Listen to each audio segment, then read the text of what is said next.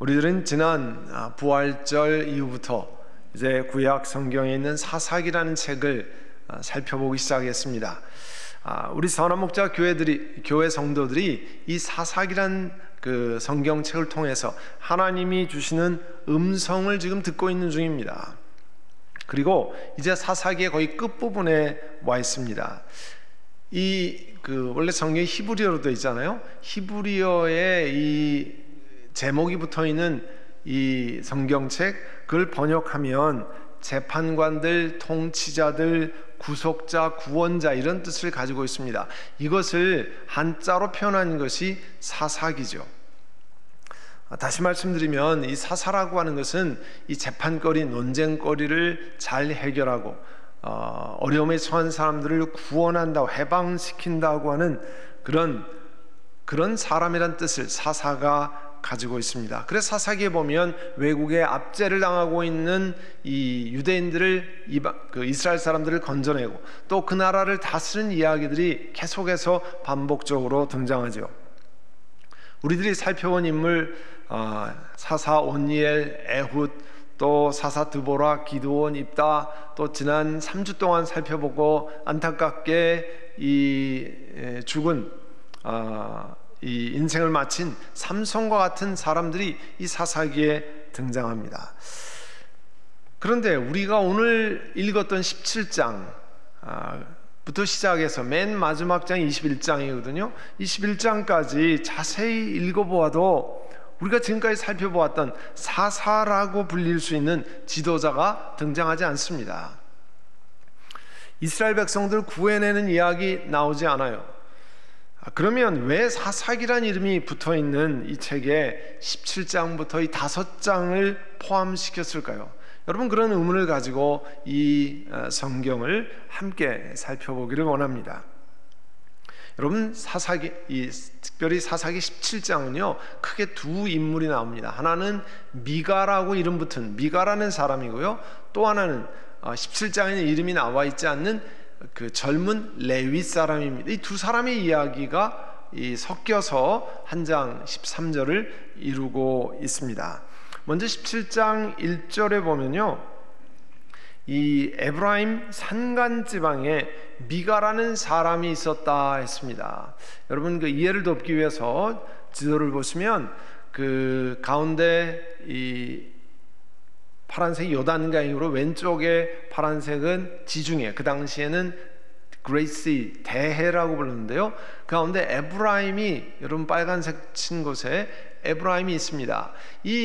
그 에브라임은 우리가 보통 많이 아는 예루살렘, 베들레헴과 그렇게 멀리 떨어져 있지 않는 곳입니다. 그리고 이스라엘의 전체적으로 보면 그 사해에 가깝고 좀 중간에서 약간 남쪽으로 있는 그런 지형이 이 에브라임입니다. 그 에브라임에 살았던 사람이 누구냐면 미가라는 사람이라는 거예요. 미가라는 사람이 2절에 보면 어머니에게 이렇게 이야기합니다.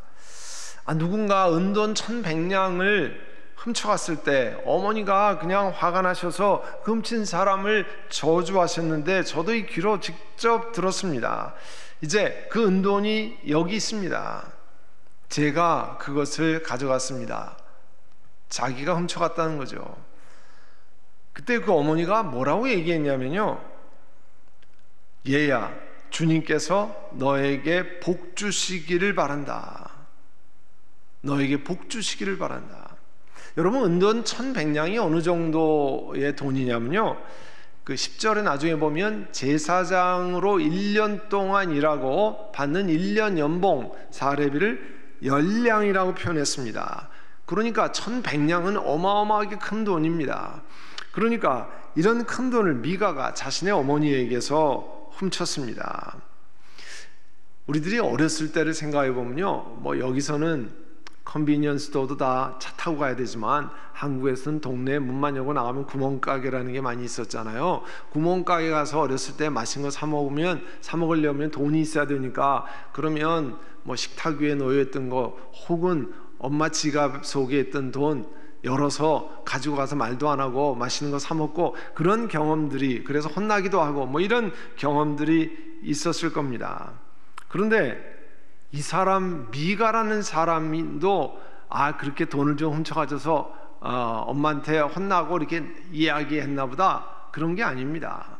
이 미가라는 사람이 나이가 어느 정도 됐을 거냐 하는 것이 성경에 짐작할 수 있는 구절이 있어요. 5절에 보면 미가가 자기 아들들 가운데 하나를 제사장으로 삼았다고 하는 것을 보면요, 자, 아들이 제사장으로 아들을 삼을 정도의 나이가 되면 뭐 5살, 6살짜리 아들이 아니잖아요. 그러면 적어도 40은 넘은 뭐 이런 중년의 나이가 되는 사람이 미가입니다. 그러니까 이 멀쩡한 중년의 사람이 어머니의 엄청난 돈을 말도 안 하고 훔쳐갔다는 것을 보면 그의 삶의 수준이, 도덕적인 수준이 형편이 없다고 하는 사실을 알 수 있습니다. 그러니까 사리 판단을 잘 못하는 어린아이가 한 일이 아니었어요. 근데 미가는 수침이 뚝 따고 있었던 거죠. 엄청난 돈이 없어진 것을 알고 어머니가 얼마나 화가 났겠습니까? 뭐 돈 훔쳐간 사람을 저주를 하니까 그 저주 소리를 듣고 있지 않으니까 너무 겁나가지고 아마 그랬던 것 같아요. 그 후에야 돈을 어머니에게 내놨습니다. 그리고 자신이 가져갔다고 이야기했어요. 그런데 문제는 어머니의 대답이 기가 막히잖아요. 얘야, 주께서 너에게 복 주시기를 바란다. 아무런 이야기도 없이 뭐 이것을 가지고 무슨 밭을 사서 농사를 지으려고 합니다, 뭐 이런 얘기가 아니고, 아무런 이야기도 없이 훔쳐갔던 아들에게 하나님께서 너에게 복 주시기를 바란다고 하니까 이건 또 무슨 얘기입니까? 어머니로서 장성한 아들이 잘못된 일을 했으면 사실은 회개를 불러일으킬 수 있도록 바른 가르침을 전달해야 하는 그런 모습이 전혀 보이질 않습니다. 또 그 아들도 자기가 이게 정말 참 잘못했습니다, 뭐 범죄했습니다, 그런 고백도 전혀 나와 있지 않습니다. 오히려 어머니는 이 아들에게 훔친 그 일로 오히려 하나님의 복을 받기를 원한다, 이렇게 했습니다. 참 이 이야기도 기가 막힌 이야기지만 그 다음 미가의 어머니 말은요 정말 말문이 막히게 합니다. 3절에 보면 그는 그 은돈 1,100냥을 이제 아들이 주었잖아요. 어머니가 뭐라고 얘기했냐면 내 아들이 저주받지 않도록 이 은돈을 주님께 거룩하게 구별해 바치겠다는 거예요. 자, 1,100냥을 하나님 앞에 드려서 아들이 저주를 받지 않게 하는데, 그것도 어떤 방법을 쓰냐면 옥상을 깎아 위에다가 은을 입힌 그런 우상을 만드는 데 쓰도록 하겠다, 그런 얘기를 했어요. 은돈을 하나님 앞에 거룩하게 구별하고 드리겠다고 해놓고 그 돈으로 은을 입힌 우상을 만드는데 그것을 쓰겠다는 거죠. 그러니까 우상 만드는데 사용한 돈을 하나님께 드리는 헌금 정도로 생각하는 그런 수준이었습니다. 완전히 모순된 이야기죠. 하나님은 이 우상을 만들지 말라고 했는데 그거는 전혀 생각지 않았습니다. 자신이 원하는 방향대로, 내가 생각하는 방향대로 신앙생활을 우리가 신앙생활이라고 얘기가 참 어려운데 종교생활을 하겠다는 거죠. 또 미가라고 하는 이 남자는 개인 신당을 가지고 있다고 그랬어요. 신당이라고는 자기가 만든 우상을 넣어서 이제 그 보존하는 뭐 그런 이 조그만 이 건물 혹은 뭐 이런 방 같은 걸 얘기하는 거죠.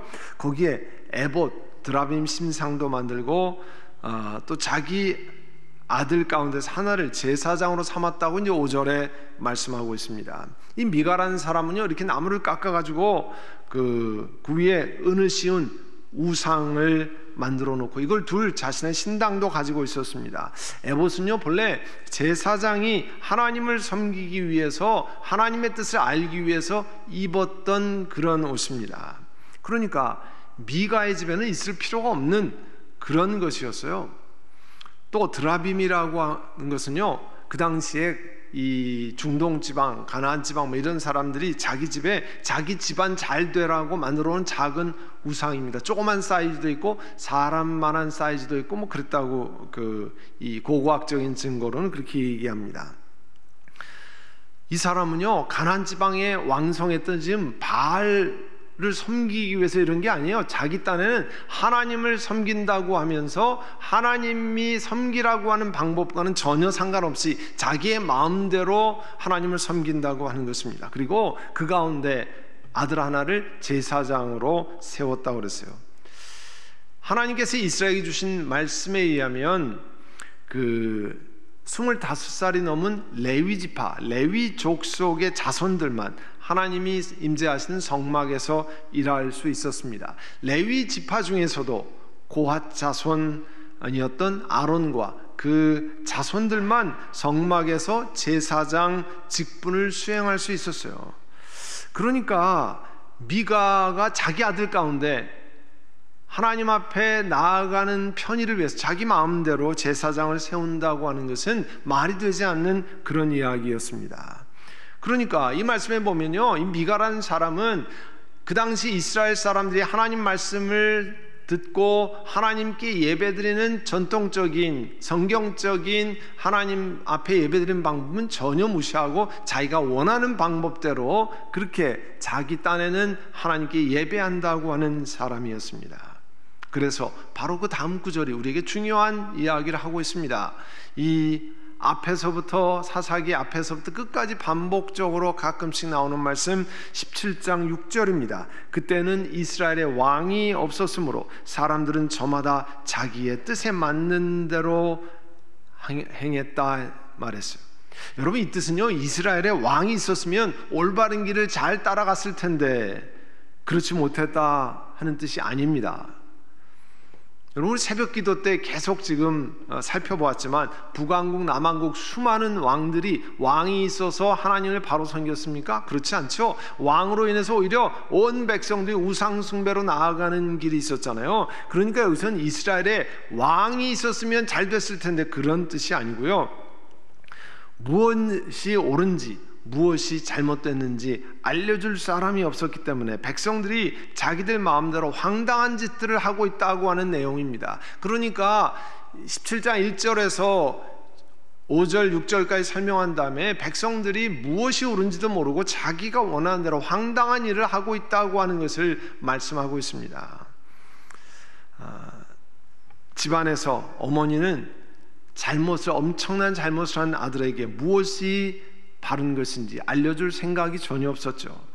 또 오히려 하나님의 축복을 간구하고 우상을 만들고 있었습니다. 그 아들 미가는 어떻습니까? 개인 신당 만들고 하나님을 섬긴다고 하면서 우상을 만들어 놓고 또 아들 중에 마음대로 제사장을 만든 그런 일을 했는데 도대체 이건 왜 그렇게 하는 겁니까?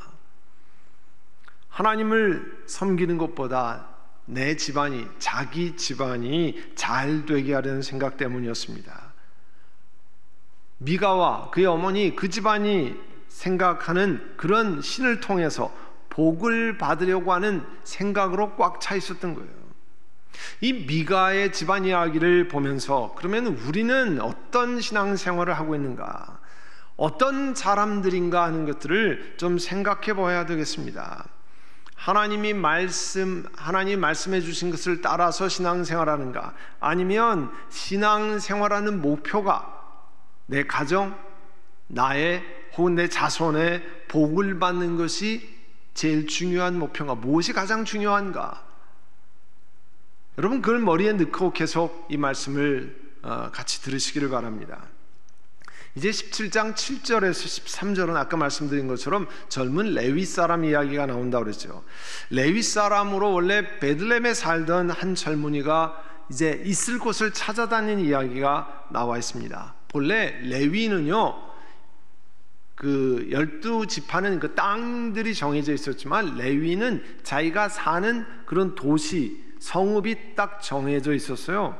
그러니까 이 레위 사람은 자기가 살아야 되는 성읍을 무시하고 에브라임 산간지방 이렇게 돌아다니다가 에브라임 산간지방에 이르렀다는 거죠. 그러니까 그 말 자체가 하나님이 그에게 있으라고 하는 것과는 상관없이 내가 원하는 곳으로 찾아다니다가 에브라임 산간지방 미가의 집에 이르렀다, 그런 뜻이에요. 17장 9절에 보시면 그에게 미가가 물었습니다. 젊은이는 어디서 오시는 길이요? 대답하기를 나는 유다 땅 베들레헴에 있는 레위 사람인데 내가 거처할 곳을 찾습니다. 10절 보세요. 보시면 미가가 이렇게 얘기했어요. 우리 집에 살면서 어른이 되어주시고 제사장이 되어주십시오. 1년에 아까 말씀드렸죠, 1년에 은돈 10량 사레비로 10량을 드리고 옷과 먹거리를 드리겠습니다. 이 말을 듣고 이 젊은 레위 사람이 그 집 안으로 들어갔다고 그랬어요. 여기서 어른이 되어달라, 다른 표현으로 아버지 역할을 해달라, 이 얘기는 뭐냐면요, 미가가 영적인 문제에 있어서는 이 젊은 레위인에게 순종하고 따를 용의가 있다, 그런 뜻을 이야기한 겁니다. 집안의 어른이 되어주시고 그런 뜻이에요. 그래서 11절에 보시면 이 젊은 레위 사람이 미가와 함께 살기로 합니다. 그리고 미가의 친아들 같이 지냈다, 이렇게 나와 있습니다. 그러면 미가 레위인이 미가의 집에 있게 되었던, 왜 여기에 돌아다니다가 많은 집을 찾다가 있을 곳을 찾다가 왜 이곳에 있게 됐습니까? 다른 내용이 나와 있지 않지만 아마도 미가가 제시한 1년 동안의 연봉 또 그 대우가 마음에 들었다고 생각하는 것 외에는 다른 결정적인 이유가 없습니다. 돌아다니면서 거처할 곳을 찾았던 이 젊은 레위 사람이 왜 미가의 집에 머물게 되느냐를 우리가 미루어 짐작할 수 있는 것 가운데 하나는 18장에 나오는데요, 18장 19절에 보면 이제 단 지파에서 오는 사람들이 이 미가의 집에 이르러서 이 제사장을 뺏어갑니다. 그때 뭐라고 얘기하냐면, 거기서도 우리의 어른과 제사장이 되어주십시오. 이 집에서 한 가정의 제사장이 되는 것보다야 이스라엘의 단이라고 하는 한 지파의 제사장, 한 가문의 제사장이 더 낫지 않습니까? 우리로 표현하면 이 한 집보다 더 출세해서 더 많은 사람들의 더 나은 대접을 받는 게 더 낫지 않습니까? 그가 행동을 결정한 얘기입니다. 아무 얘기 안 하고 바로 쫓아갑니다. 그걸 미뤄봐서 이 젊은 레위 사람이 미가의 집에 있게 된 것은 그 집에 사는 대우, 그것을 쫓아서 이곳이 내가 잘 살 수 있는 길이다, 이것 외에는 그 이유를 짐작하기 어렵습니다. 그러니까 그가 어떤 가치관을 가지고 살고 있는가를 알 수 있습니다. 자신의 안락, 대접받는 것, 거기에만 관심이 있었던 사람이었습니다. 이제 17장 12절에 보면요, 그렇게 미가는 레위 사람을 거룩하게 구별해서 세우고 그 다음에 그 젊은이가 미가 집안의 제사장이 되어서 그의 집에서 살았다고 그랬어요. 그리고 13절에 중요한 말씀이 나오는데요, 미가는 이제 자기가 레위 사람을 제사장으로 삼았으니까 주님께서 틀림없이 자기에게 복을 주실 것이라 생각했다는 거예요. 여기 보면 미가는요, 자기 삶이 온통 복 받는 것에 관심이 많았습니다. 그래서 아까는 5절에 보면 자기 아들을 제사장으로 삼겠다 했는데요, 레위인이 나타나니까 그 아들 세우는 것 미뤄두고 레위인이 제사장을 하는 게 그래도 낫지, 그래야 내가 더 복을 받지, 이렇게 해서 그 레위인으로 제사장을 세우도록 합니다.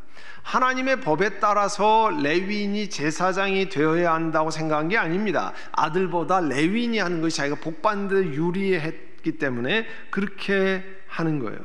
그러니까 자기가 세운 신당이 하나님으로부터 더 많은 복을 받기 위해서는 레위인이 제사장이 되어야 된다, 이런 수준의 생각을 하게 된 겁니다. 그러니까 이 미가의 집은요, 하나님을 섬긴다는 이름하에 하나님을 섬긴 게 아니었어요. 오히려 하나님이 진노하시는 우상숭배의 길로 나아가고 있었던 것입니다. 그리고 이 젊은 레위는 어떤 것입니까? 레위는 이스라엘 백성들이 하나님을 잘 섬기도록 돕는 역할을 맡았잖아요. 그러니까 레위인이라고 하면 미가가 어떻게 잘못된 생각을 가졌는가를 가르치고 권면해야 할 책임이 있는 사람이었습니다. 그런데 그러기는커녕 우상 숭배를 인도하는 제사장이 되고 그가 주는 돈을 받고 평안히 사는 그런 쪽으로 기뻐했습니다. 하나님의 이름을 빙자해서 자기 이익을 챙겨가는 그런 모습을 보이는 겁니다. 사랑하는 성도 여러분, 사사기 17장은요 당시 평범한 에브라임 산지에 있는 미가 가정, 그리고 거기를 찾아왔던 레위 사람, 그냥 일반 유대인의 이야기를 가지고 있는 그대로를 보여주고 있습니다. 17장은요 돈 이야기로 시작해서 복을 많이 받는 이야기로 끝납니다. 그러니까 그 시대에도 지금 이상으로 이 복 받는 것, 돈에 관한 것 지극히 관심이 많았던 것을 보여주고 있습니다. 오늘 미가 집안은 자신들이 하나님을 섬긴다고 생각했습니다. 그러나 그 가정은 하나님을 섬기는 것이 아니라 복을 많이 받는 일에 다 집중해 있는 거죠. 그리고 하나님을 섬기는 목적이요 자기들이 복 받는 거에 있었습니다. 잘못됐고 어떻게 하나님의 뜻을 순종하냐 전혀 상관없었어요. 잘못하고 마음대로 살아도 복만 받으면 된다는 것이었습니다. 우리 한민족의 조상들이 복을 받기 위해 한 일이 많이 있습니다. 우리 많이 이야기를 듣고 또 그렇게 했던 경험이 있는 거죠. 비나이다 비나이다, 천지신령께 비나이다. 여러분, 동네에 제일 오래된 나무 밑에서 빌기도 하고요, 무당을 불러다가 구슬하면서 빌기도 했습니다. 마음의 중심은 나와 내 가정이 잘 돼야 되고 나와 내 가정이, 내 자손들이 복을 받아야 된다는 것이 그 중심에 있었어요. 그래서 우리 한국엔 선황당이라는 이 선황당을 그냥 이름에서 선황당 이렇게 하긴 했는데 그 신선 같은 황제, 선황당, 모신집이라 이러는 거죠. 또 칠성당은 비가 오지 않으면 농사를 지을 수 없잖아요. 그러니까 그게 풍년과 연결되는 오래 사는 것, 재물을 가져온다고 하는 신이 칠성신인데 그 칠성신을 모시는 것이 칠성당이에요. 이런 곳에 혹은 천하대장군, 천하여장군 그 앞에 가서 비나이다 비나이다 그렇게 하는 거예요. 한 번은 그 한국에 갔을 때 이 난타라고 하는 공연, 여러분 우리 한국에서 알려진 이 퍼커션으로 하는 전 세계적인 공연 작품 있잖아요. 제가 그걸 보면서 우리 한국의 뿌리 깊이 박혀있는 게 뭐냐면 참 잘 만든 공연인데 시작에 보면 천하대장군 밑에서 비나이다 비나이다, 내가 바라는 것이 이루어지도록 비나이다 하는 것이 중간중간에 나옵니다. 그게 우리 한민족 속에 깊이 들어있는 거예요. 내가 원하는 것을 내가 잘 알지도 못하는 신에게 빌어서 갖는 것, 그것이 우리 한국의 종교 생활에 깊이 들어있습니다. 그러니까 우리 신앙생활의 모습은 27장을 보면서 어떤 것인가 돌아봐야 됩니다. 하나님이 성경을 통해서 가르쳐 주신 것을 따라서 이 땅을 살아가기를 원하는 겁니까? 아니면 이 땅에서 하나님을 섬기는 목적이 내가 다 잘 되기 위함입니까? 여러분, 미가의 집에서 제사장 노릇을 했던 레위인도 모두가 자기들 잘 되는 것에, 종교 생활에 초점이 다 맞춰져 있었어요. 우리도 혹시 내가 잘 되는 것, 내 가정이 복 받는 것에만 모든 신앙생활에 초점이 맞춰 있는 것은 아닙니까? 하나님 말씀 뭐라고 말씀합니까? 에베소 2장 10절에 보면 우리는 하나님의 작품입니다. 선한 일을 하게 하시려고 하나님께서 그리스도 예수 안에서 우리를 만드셨습니다. 왜 우리를 예수 안에서 부르시고 하나님의 자녀로 삼으시고 만드셨나요? 선한 일을 하게 하도록 만드신 겁니다. 하나님께서 이렇게 미리 준비하신 것은 우리가 선한 일을 하며 살아가게 하려고 하는 겁니다. 우리가 복을 많이 받고 더 잘 살고 내 자손들이 더 많이 복을 받는 것이 우리를 부르신 목적이 아니라는 거예요. 그래서 로마서 14장 8절은 우리는 살아도 주님을 위해 살고 죽어도 주님을 위해 죽습니다. 그럼 우리는 살든지 죽든지 주님의 것입니다. 여러분, 샤머니즘적인 것은 내가 원하는 복을 쟁취하는 거예요. 자신의 가정만을 위한 기복신앙, 내 가정, 내 자녀들, 나만을 잘 되고자 하는 그 기복신앙을 추구하면 여러분, 예수님을 전파하고 선한 일을 하도록 부름받은 하나님의 우리의 창조의 목적, 이 땅에 남겨주신 목적이 들어갈 공간이 없습니다. 이 버마, 미얀마의 최초 선교사였던 이 아도니람 저드슨이 자기가 사랑하는 여인 앤에게 이제 결혼하자고 프로포즈하는 대목이 있습니다. 한번 소개해드렸죠. 뭐라고 프로포즈합니까? 나와 결혼해 주십시오. 나와 함께 아시아의 정글로 가서 거기서 그리스도를 위해 함께 죽읍시다.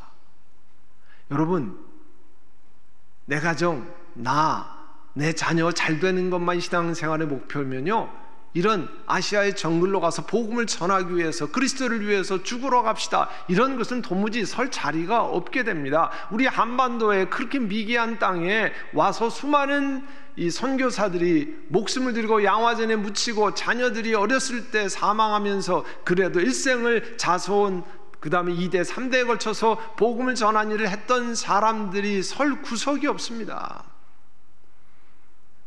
하나님이 우리를 예수님 안에서 건져내어서 선한 일을 하게 하신다는 걸 믿고 살지 않으면요, 주의 나라를 위해서 섬기는 사람의 헌신의 고백 전혀 이해가 되지 않는 일입니다. 사랑하는 성도 여러분, 이번 주일에 사사기 17장을 천천히 읽으시면서 여러분, 그 말씀 묵상에 질문이 여러분에 주어진 것이 있습니다. 나는 왜 예수님을 믿는가? 그리고 예수님을 믿으며 난 도대체 무엇을 얻기를 기대하는가? 한번 생각해 보시기를 바랍니다. 그리고 나의 신앙생활의 초점을 성경에서 가르치시는 바른 것에 초점을 다시 리포커싱하는 그와 같은 시간이 되시기를 간절히 바랍니다.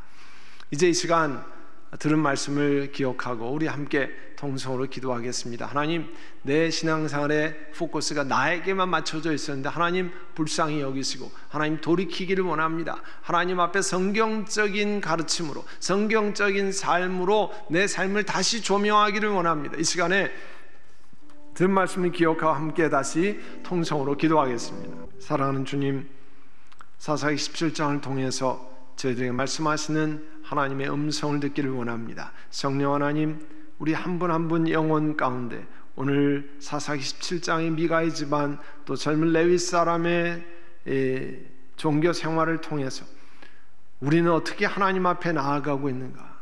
그들은 하나님께 나아간다고 하고 있지만 하나님이 받지 않으시는 그와 같은 신앙생활을 우리가 보았는데, 하나님, 우리 자신도 돌아보고 성경 말씀이 가르치는 신앙생활을 리포커싱하는, 다시 초점을 맞추는 그런 귀한 일주일이 되도록 한 분 한 분 성령님 보여주시고 듣게 하시고 우리 자신을 돌이키는 은혜를 허락하여 주옵소서. 예수님의 이름으로 기도드립니다. 아멘.